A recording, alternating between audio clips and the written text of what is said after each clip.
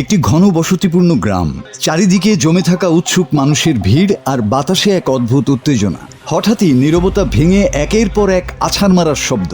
চোখের পলকে দামি স্মার্টফোনের স্ক্রিন ফেটে চুরমার হচ্ছে, প্লাস্টিক আর মেটালের টুকরো ছিটকে পড়ছে চারধারে। কোনো রাগ, ক্ষোভ বা মোবাইল আসক্তি নয়, এই ধ্বংসলীলার আড়ালে লুকিয়ে আছে এক নতুন ভোরের গল্প।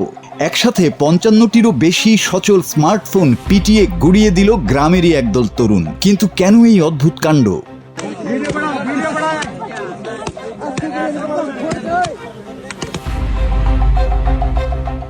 ভারতের হরিয়ানার এই নুহু জেলা দীর্ঘদিন ধরে সারা দেশে পরিচিত ছিল সাইবার অপরাধ আর অনলাইন জালিয়াতির এক অন্ধকার আখড়া হিসাবে।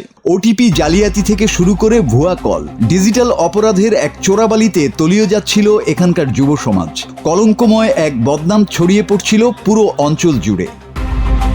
কিন্তু পাপের টাকা যে কোনোদিন মনের শান্তি আনে না, সেটা বুঝতে পেরেছিল এই তরুণেরা। স্থানীয় পুলিশের একটি বিশেষ সচেতনতা অভিযান যেন তাদের চোখের পর্দা খুলে দেয়। ভেতর থেকে জেগে উঠে তীব্র অনুশোচনা। তারা উপলব্ধি করতে পারে এই ছোট্ট ফোনের ভেতরেই লুকিয়ে আছে অন্ধকারের ফাঁদ। তাই এক মহৎ উদ্দেশ্যে তারা নিজেরাই সিদ্ধান্ত নিল এই কলঙ্কময় অতীতকে চিরতরে বিদায় জানানো।